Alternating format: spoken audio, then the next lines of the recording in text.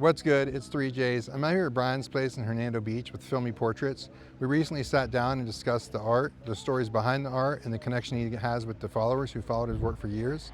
I've wanted to have this conversation for a very long time, so I was excited we were finally able to make it happen. I hope we'll take a few minutes to enjoy the video. This right here, this is a mama duck. It's the first in his duck series, and I'm really stoked to have this. So I hope we'll take a few minutes and enjoy the interview. Thank you. Thanks, Phil.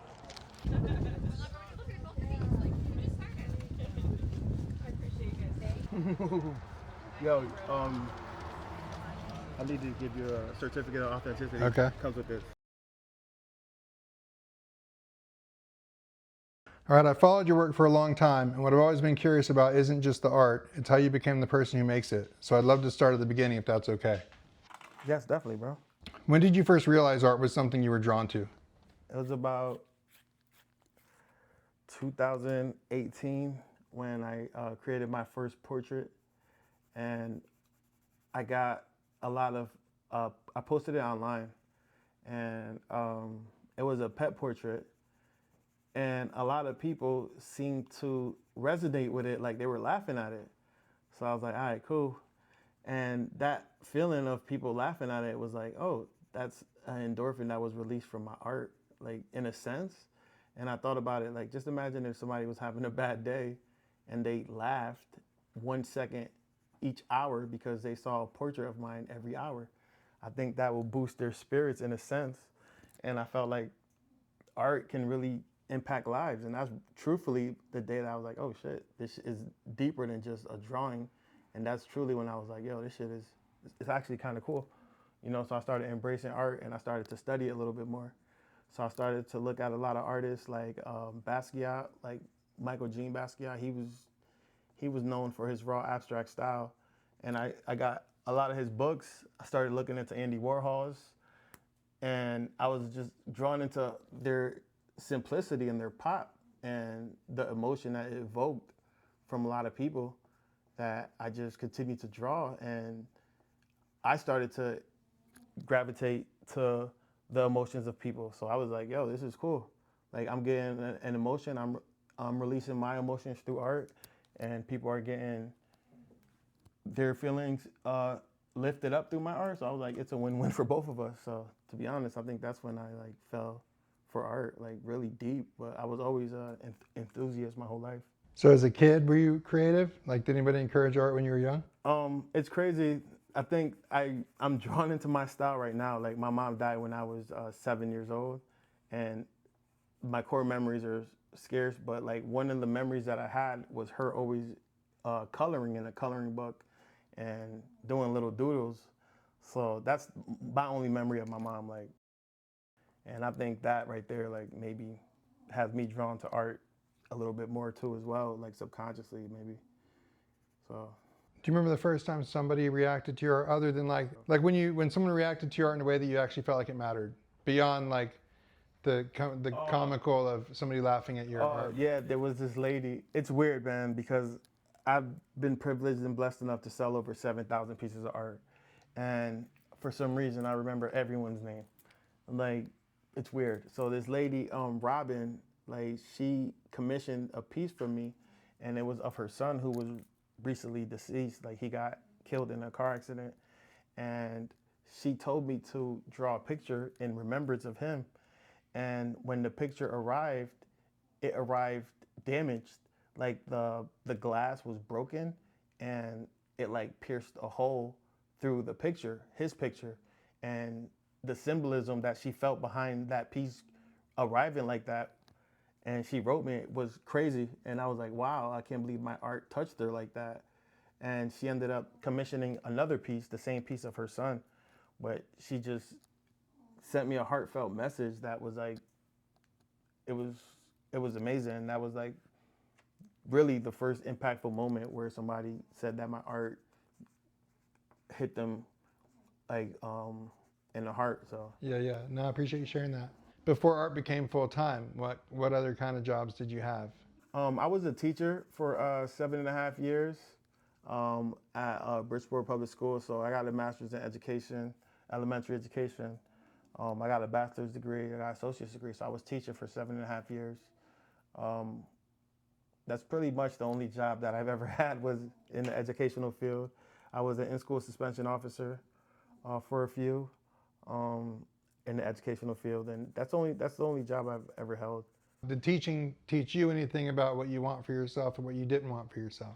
The teaching actually taught me a lot. A lot of my students always come back, reach out to me. I was nominated for a few accolades, Teacher of the Year, but I didn't win.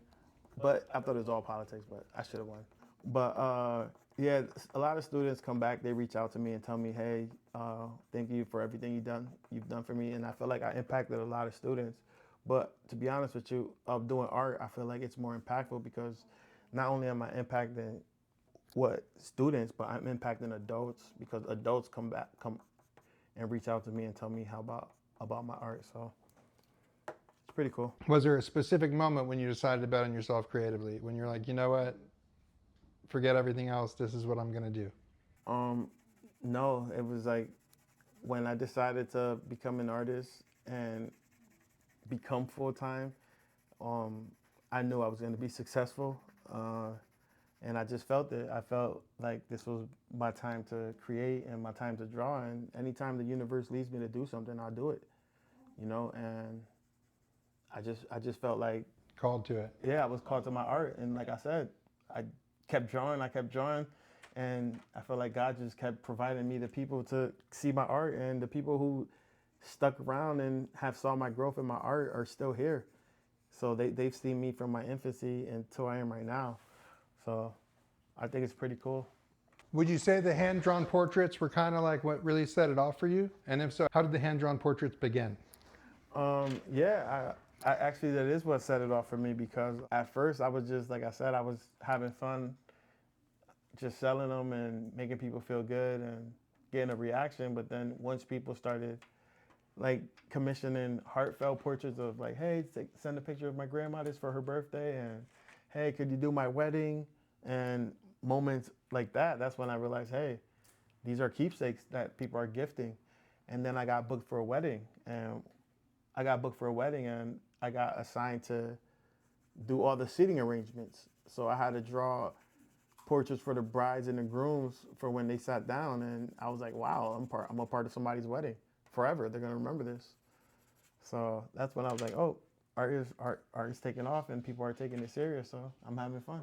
What did doing those portraits at that scale, like as many as you did, what did that teach you about discipline, repetition, or people? It taught me about polarity. So it taught me that somebody saying, hey, that's not art doesn't really apply when thousands and thousands and thousands of people are purchasing your art. So the opinion of somebody saying your art is not art doesn't really apply. So it taught me a lot about polarity and duality.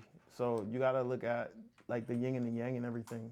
And art, I studied a lot of psychology, I studied a lot of sociology, and art taught me a lot about humanity that those courses would never teach me.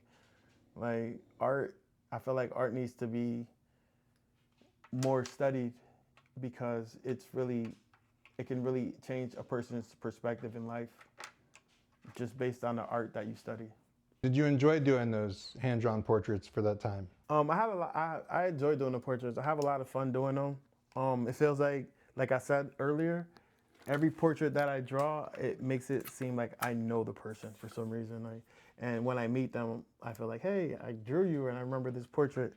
So it feels like almost once I draw you, then almost like connect with you.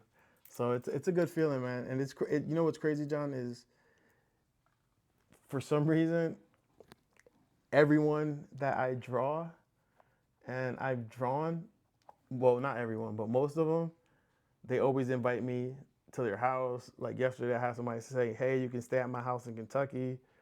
I had a guy say, hey, you can stay at my house in United Kingdom. I got invited to people's houses from my portraits. And that's so weird. So it's just like the connection that's made through art. Like I said, this needs to be studied. Like becoming a part of their family. Yeah, it's crazy, man. How did you find out about the carpal tunnel? I started drawing, this was into my 4th year, about my 5th, maybe like about 5,000 portraits in. I started to develop pain in my hand.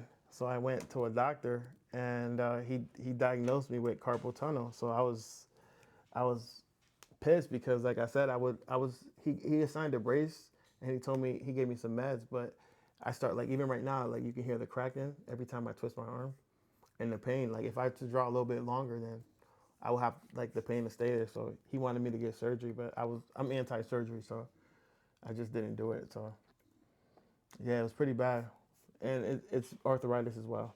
And your first reaction to it when you thought, like, before you knew what you would do next and you knew that doing the portraits may not be sustainable, what was your first reaction to that? Oh man, I was actually kind of shook because at the time I had about like 300, 400 people on the commissions list. So I was like, damn, how am I gonna do this? So at first, like, I was just like drawing through the pain, like drawing through the pain, and like taking my meds. But after a while, I just stopped. I closed the commissions once I caught up, and I stopped offering them. I just recently started opening them up, like about the end of 2024. You said you saw your pencil shavings. So the pencil shavings you just put over there, are those shavings that will eventually make it into one of those bottles and be sold? Yeah, everything that I save ends up getting jarred up. So I save these. These are actual shavings. So these are sort of like an artifact. For example, I'm not comparing myself, but a lot, like, say Picasso was drawing a picture or painting a picture, and then he says, "Hey, does anybody want this paintbrush?" Somebody would have bought it. So I'm thinking, as a visionary and for the future, that perhaps my pencil shavings will offer somebody value one day. And I've been fortunate enough for people to believe that vision because they've been purchasing them. And if they want to purchase them, where can they purchase them? They can purchase them via my website. You can check it out on my Facebook, Instagram, or yeah, Facebook, Instagram. I want to talk about the characters for a moment. When you look at the duck, elephant, oink, flamingo, bloom, fissa, goose, fish, and robot, did they begin as individual pieces or as part of something bigger? To be honest with you, the ducks just, like I said, when once I realized that my arm was in jeopardy with the carpal tunnel, I had to venture out to different sources of mediums to display my art. So I went into acrylic canvas and aerosol, which is spray paint, and I've never spray painted before. So I tried it, and people resonated with it. I started doing bombs at first, and that collection sold out to a collector in Arizona, Matt. He ended up buying, like, he has all my first pieces, like all the first pieces he has, and yeah, people resonated with them. So I tried to draw a duck, and the reason that I drew a duck was one day I went to Walmart and there was a duck in a parking lot, and I've never seen a duck in a parking lot. I was like, wait a second, what are you doing here, bro? There's a duck in a parking lot. So I came home, and I had my canvas ready and I was not sure what to draw. And a duck was on right there outside in my driveway. I'm like, what the hell? A duck? So then I went to go text my girl. I said, there's ducks. I wrote, what the fuck? There's ducks everywhere. But then Siri corrected it, and she wrote, what the duck? So I was like, wait, that's 3 ducks today. So I said, you know what? I'm gonna draw a duck. So I ended up drawing my first mama duck, the big yellow duck, and that was the origin and birth of that duck, and that's why that duck got created, to be honest with you. And that's why the series is called, like, What the Duck, so that's how that one started. And the robots, the origin of the robots was because this is when Elon Musk announced that he was going to start doing the humanoids. And I said, oh, we're done. Like, people are going to conform and give in to the robots. So I just started doing a save the bots as, like, yo, just save them. Like, just save them, like, being sarcastic, like, Yeah. we don't need them. Uh-huh. But everyone thought it was like, save the robots. So people started resonating with them. So they ended up selling, and I was just like, all right, cool. So I sold the robots. So each of them have like the oinks. The oinks was just like, I needed a change, and the symbolism was prosperity and change with the oinks. So everyone has their own different story. Like, they're all pretty cool. So Would you say they were more intentional or organic? I would say a little bit of intentional. And like all of them are a bit more intentional. I don't think one of them was organic yet. To be honest with you, like the most organic character that I've had was the White Bandit, and to be honest with you, I can't even say that's intentional. I can't even say that's organic. I'll say that's more intentional. Yeah, I would say they're all intentional. I really like the White Bandit. Like when you have that in the neon, right? Oh yeah, I Yeah, can't. when I Yeah. saw that, Well, like the bloom is great, but that White oh Bandit wait till you see is that one, crazy. bro. That one's gonna look crazy. I was going to ask if the characters represent traits, emotions, or moments, but clearly they do. I mean, the duck represents a moment and a pretty incredible moment. Like that's, to me, that's hilarious. Yeah, if you look at my Bloom series, like you see the flowers, Uh-huh. like that actually started from infidelity. So actually, it was bad because I got cheated on for the first time, and I didn't know how to process my emotions as a man. So I created that flower. And if you look at each bloom, each petal has different stripes. Let's see if you see a bloom anywhere. Each each petal has different pattern, and that was my way of trying to express myself, and I couldn't do it. So you see, each pattern is like broken up, it's separate. But that was the origin of that series, and I created over, I think, 100 of those. That's cool, man. Yeah, 100 of those trying to release my emotions. So if you purchase those, thank you. Do you think people emotionally connect to certain characters more than others? Yeah, they do, and I would say so based on the testimonies that they write me with. Like I have a conversation with all my followers and collectors, like almost like a brother sister connection, and sometimes mother son connection. They all write me like almost every day, telling me about themselves, about their art, and how my art resonates with them. And sometimes my art is intentional, but the things that they see in my art is things that I don't even see. That I'm like, oh shit, wow, that's deep. Thank you for bringing that to my attention. So yeah, it's cool, man. Out of all of them, is there one that feels especially personal? Would you say the bloom is the one that's especially personal, or would there be one that could be more personal than that? I like White Bandit, to be honest with you, because White Bandit could represent a lot. It could represent a lot, and everyone who looks at that piece interprets it completely different. So I love that.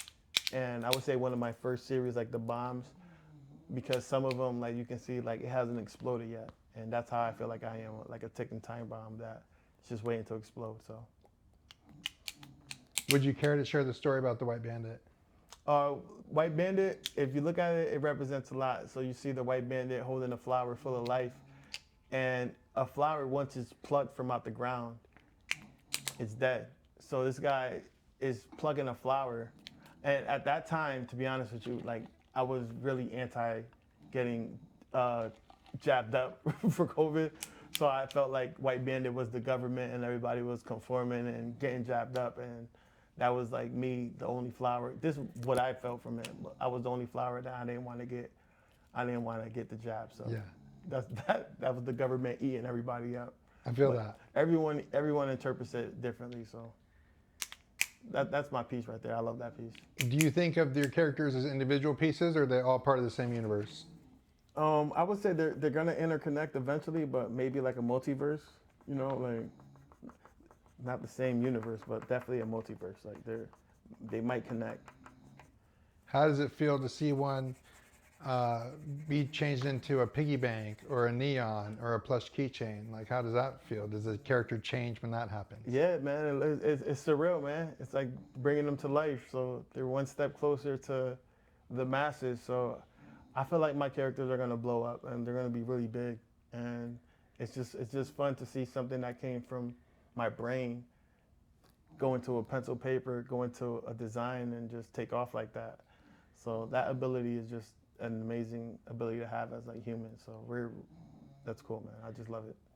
You think you've got many more characters up there? Um, Whatever pops up, pops up. Like they all just randomly pop up. So Fissa is like my newest character, and I love her, and that's my favorite character so far. So The I snake. I love the Fissa snake. So Do you want to share that story? yeah, that's just a little snake that just came to origin after I got back from Art Basel, and I ended up just creating them, and my fans ended up just resonating with them, and it took off, and everyone loved it. So that's one of my favorite pieces, to be honest with you. So you expect to see more of those, like 2026, definitely. What was happening for you when you decided to cross out the OP in the stop sign and put the ART in the stop sign? I was actually, I was sitting in my van, and I was setting up for an art show, and I was like really lazy at the time, and I was like, damn, I need to set up. The show starts in like an hour, and I had a stop sign that I always just had for my van just to tell people to slow down because I'm parked up and my awning's out, and I had a marker in my hand, so I just like, stop being lazy, stop being lazy, start, hurry up and just start setting up, like start setting up. So I just like wrote art on the stop sign. Maybe I seen it subconsciously, and then it just like, I wrote start on it just for me to start. And once I set up, there was a lady who came to the show to meet me, and she saw me. She's like, "Oh, weren't you working on something earlier?" And I was like, "No, I wasn't." She's like, "Yeah, I saw you drawing on a stop sign," and I was like, "Oh, yeah, but that wasn't a piece. I just wrote art." She's like, "Can you sign it? Can I buy that from you?" And I was like, "Sure." So she ended up buying it from me, and I posted it on my page, and people kept saying, "Hey, I want that, I want that."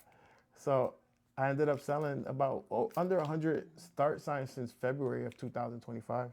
You've also done art drops in different cities. What inspired that, and why is that important to you to place work directly into the world like that? Art drops was I ran into that by accident because it was just weird. I had a piece of art in a car, and I was just like, hey, let me just place this right here, and I just put my I had a piece of paper. I put my @ in it, my @ handles for my social media, and I placed it. I think the first one was in like Colorado or something, and I just placed it there because I was leaving the airport and I was going to the airport, and I couldn't take it with me, so I left it there, and somebody grabbed it and shouted me out. You know what I'm saying? I was like, oh, that's pretty cool. So they grabbed it and they shouted me out. So that's when it birthed the idea that I could do this in different cities, and it's crazy because I've done it in different cities and everyone picks them up. Like fans like pick them up. Like I don't think a stranger picked them up yet. I think it was just like all fans so far who grabbed them. And you feel like you hear back from everybody that finds one. Yeah, I got all of them back. I got You keep every track single of it. yeah, every single one got person wrote me back like, "Hey, I found this. I found this." I know you can't give me an accurate number, but do you have a ballpark of like the quickest and the longest? I did one I did one in New Haven, Connecticut. I dropped it off at Pepe's Pizza, and it's crazy because this is the story that I got from the person who picked it up. And it's crazy because the lady doesn't even live in Connecticut. She just happened to go to Connecticut to visit some family, and she went to Pepe's Pizza, and she saw the art piece there, and she grabbed it. And then the guys at the store were like, "Yeah, we saw this art piece here. We thought it was an artist, and everybody wanted to grab it. We just left it there." And the lady ends up grabbing a piece, and she was like, "No, this is an art job. This is what he does." And then she ends up grabbing a piece, and that was the longest. That was like a month and a half. But I thought that piece was gone. And then she just miscellaneously wrote me and was like, "Hey, I got this piece." And I was like, "Yo, that's the Pepe's Pizza piece." She's like, "Yeah, I know. I was in Connecticut and I picked it up." I was like, "Oh no, no shit." But that was the longest one. That was A cool. month and a half, and Yeah. it's been the pizza place the whole time, Yeah. and So she just took it. yeah, it was like free display on the pizza place. So What, that was pretty cool. But what, all my art drops, they pick up relatively fast. Like especially if I'm like here locally, like in Spring Hill and Brooksville, they'll go in like in 2-3 minutes. Like it's so cool. Like I did an art drop last week, and I went shopping at Walmart, and I left Walmart and I saw the lady pick it up. She was so happy and she celebrated. So she was actually one of my subscribers. That was really cool. I'm glad that she won it. that's cool. What do you hope someone feels when they unexpectedly or expectedly come across one of those pieces in the wild?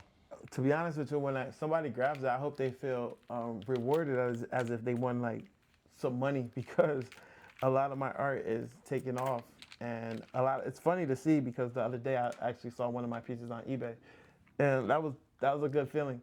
Like a lot of artists would be upset to see their art on eBay, but I was glad to see it because that shows that it's being collected and people see a resale value in it.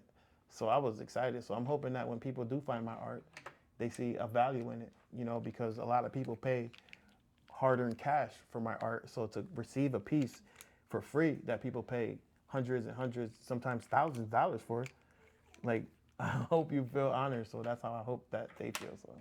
No, that's cool. I believe they would. I mean, I think about what it would feel like to find it. As your work expands into mirrors and objects, things like the plush pieces, how do you decide what's worth taking further? And do the people who follow your work influence that at all?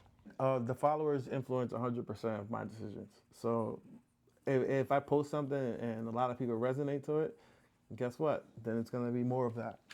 Like, so everything I've done, I've been transparent with my following, and I've been letting them know because like they're responsible for who I am right now. So they're the ones that support me. So if they want something, I'll give it to them.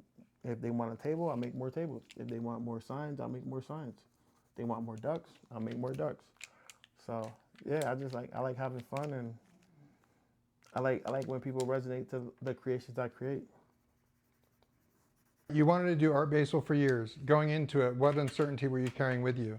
And then, in the best possible way, you sold out. What was that moment like for you? Yeah, the only I didn't go in with no uncertainties. Like I was just like fully confident because I've been attended the shows, but I've never attended as an artist, always as a spectator. But my first year attending as an artist, it was amazing. It was a huge learning curve. It taught me a lot about humility. So I was anti these shows, but my ignorance blocked me from a lot. So I wish I was doing these shows earlier in the infancy of my artistry because I probably would have catapulted to a different stratosphere where I am right now. But I loved it, and I'm just look forward to remaining a part of these big shows. So I'll be there at every show. So, Yeah, I mean, you're doing it now, right? yeah, And then to go in with the following that you have, I think that's what I read online was pretty common that people said you come here with a following. Most people go there to find a following, correct. you know? Yep. So at Art Basel, you cross paths with people like Damon John. Did that feel surreal or like confirmation that you belong there? It was amazing because like it's funny because I watch Shark Tank all the time, like every day. Like I watch Shark Tank. It was like it's my favorite show because not only is it educational, it's financial literacy and business in a show that's entertaining, and that's not like rare. That's not common in TV nowadays. So I love the show. I study it, and to have Damon John come to me and say, "Hey, I love your art," and inquire, I was shocked, because this Damon John. So he walked up to me, showed me love at my booth, supported me, and he talked about his art consultation company that he wants to collaborate. So it's cool, man. I'm big on alignment, so that right there was just confirmation that I'm headed to the right path. And You're right where you're supposed to be. correct. Also, while you were down there, you unexpectedly met the owner of the venue where Art Basel was being held while grabbing dinner. What did that moment teach you about timing and proximity in the art world? Like I said, I'm big on alignment, and that right there was just confirmation that I'm at the right place where I need to be because I was never in the rooms where I get to rub shoulders with people like this. I was always secluded in my own studio doing what I have to do. So breaking out my shell and getting out there and confirming that I have to be around people to rub shoulders with was perfect for me. So the information that I gained in about 20 minutes of speaking to him and some of the other people that I networked with was life changing. So I'm just gonna run with it and hope, and I'll share it to my fellow artists because it is life changing information that artists will just pass by, just the simplest things. Yeah, as a fan, it was a lot of fun to watch that experience because I think a lot of us knew that you had wanted to go several times before and you just hadn't, right? Because it's really easy to talk ourselves out of doing those sorts of things. Something more recently, you were having dinner in Tampa, and you were talking to somebody about art. Somebody mentioned, was it Tampa? Yeah, I was.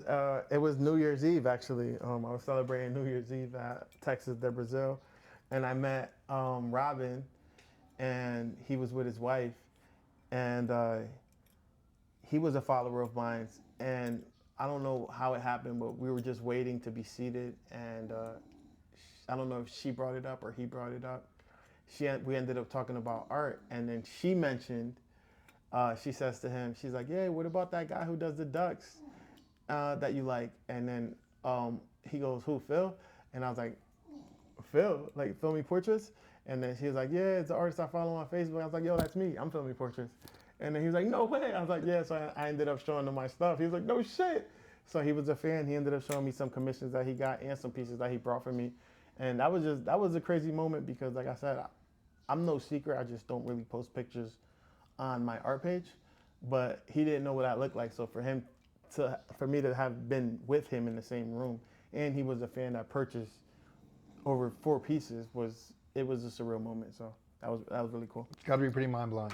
Yeah, it was cool, man. So when you look at meeting industry leaders or these the fans and all these accidental encounters, what do those moments collectively tell you about the artist you're becoming? It just lets me know that I'm headed towards the right directions and I'm doing the right thing, and people are resonating to my art. Because to be honest with you, man, the art world is competitive.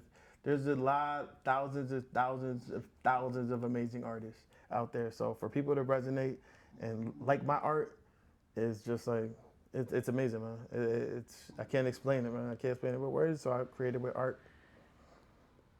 It seems like you've made a very intentional choice to remain anonymous. If you're comfortable sharing, how has that shaped your relationship with your audience? I don't really remain anonymous. Like I said, I just don't really post pictures of myself on my art page because it's an art page. So I feel like people are there for my art. But it's funny because it has shaped my relationship with my supporters, and I kind of troll them now by not posting pictures.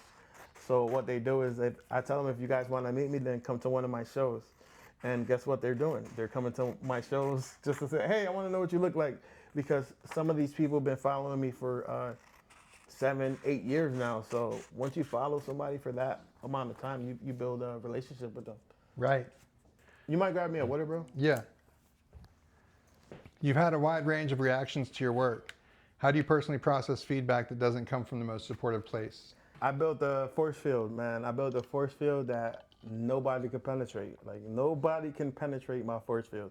I've been through everything in my life. Like, I lost my mom when I was 7 years old. I grew up and I became a man at 7 years old.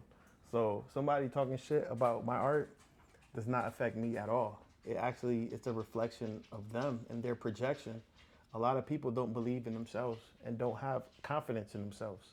And art is confidence. So if you don't have confidence in yourself, it's going to display on how you react to art and how you view art. So art, like I said, art needs to be studied. Art needs to be studied.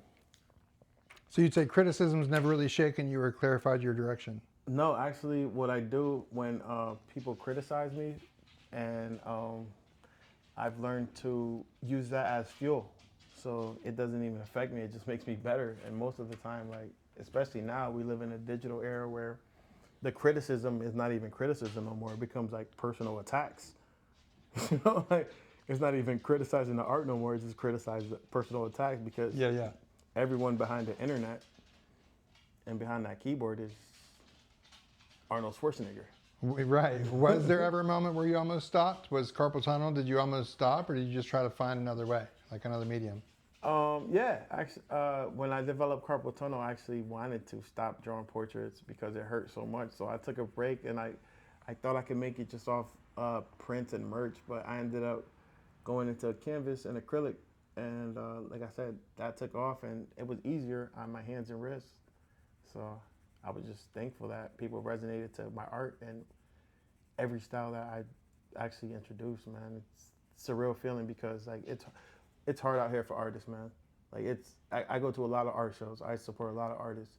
It's hard, man. So I'm just thankful that people resonate to my styles and what I introduce. So. Well, you do. I mean, you do often thank your you often thank your audience. Yeah, man. That's you have to. You have to and be thankful, man. you engage with them. Because at any given moment, like the attention span at any given moment, they could be attracted to another artist. You know, so like I said, I'm just thankful that people resonate with me for all these years. I'm thankful to even have collectors. Like that's a word that I never even believed in that word. I'm like, collectors? People don't be collectors. Like, and like, I put it like this: had somebody told me 10 years ago, yo, I sold over 7,000 pieces of art, I would have said, you're lying. I didn't even think that was possible. Like, that's not a thing. You can't sell that many pieces of art. How do you even contact 7,000 people? Like, you're not Walmart or anything. So for me to even be able to say that, now I'm the person saying that. It's crazy, man. Like, it's a crazy feeling.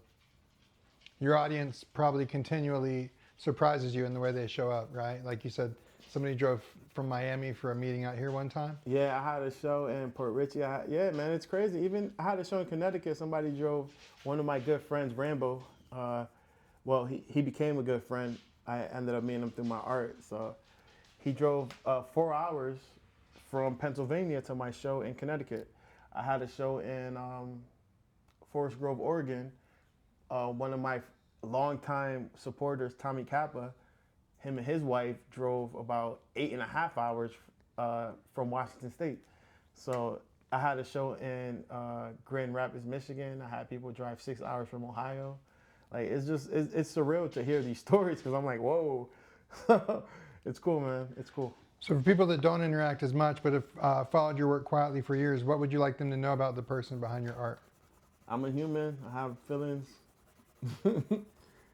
Don't go trolling too much, bro. I wanted to ask about, like, recently you were part of a Facebook group, right? Art, and then you post some of your art, and then somebody complains about it and says this isn't art, and the admin boots you from the group. Oh man, yeah, that's it. You know what's crazy is somebody told me that I should make that a piece of art, like, because that says a lot. So what happens in a lot of these public forums is, say that I go to a forum and I just post my art as an artist, like, hey, let me post my art. Then you have people, or you for example, John, you post a clip of one of your documentaries or one of your video clips. A lobster roll. Yeah, a lobster roll. Somebody says, this ain't no freaking content. Take this shit out of here. Yeah. You know what I'm saying? Like. So now they report it to the admin. You know, so after a while, the admin keeps getting reports that John is trolling with his content. Guess what the admin does? Bye, John. Yeah. So that's what that in a lot of groups, a lot of people feel like my art is less than, and they report it as I'm trolling, and I get kicked out of all the groups. Like any group on Facebook, I got kicked out of. That's so frustrating. I got Like, kicked we out see of. that, right? Like, you share, bro, I get and kicked you're out of very every open group. about it, which is I get kicked out of every group, and I'm like, that says a lot for the group, bro. I'm like, how do you guys distinguish art and are like almost as if you're blackballing me? I can't even post my art because you feel like it's less than. But what about the thousands of people who support my art? What about the people who want me in their galleries? Like, what are you guys saying? I don't understand. Yeah. Is there anything you would tell the 2018 artists starting that journey? Me? Yeah. Myself? Yep. If I started 2018 and I started doing shows in Miami or big art shows, I would have told myself to start doing those shows now. Like, start as soon as possible. Like, well, like I said, God's timing is better than my timing. So I'm here now, so I'm not worried about the past. Like the past, I would have just said do the shows earlier, but right now, I just feel like I'm just starting. Yeah, and you say you really just look forward. Yeah, I feel like I'm just starting my artistry. So. All right, well, that's the questions I got for you. I really appreciate this. Nice, bro. Yeah, dude, it's been great. It's been really cool. Thank you. That's good, man. Chop chop.